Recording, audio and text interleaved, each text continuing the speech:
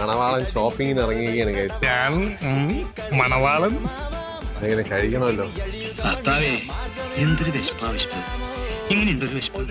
വിശപ്പ് അട്ടീനെ കുതിച്ച് കയറി വരില്ലേ. ഇനിയിപ്പോ വിശപ്പ് തന്നെ ആവോ?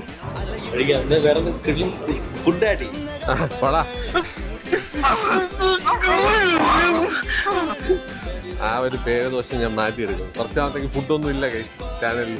നടക്കണ കാര്യമല്ല പറയടാ. മട്ടൻ ബിരിയാണി നോക്കട്ടെ എങ്ങനെ ഉണ്ടാവും. സ്വാഭാവികം.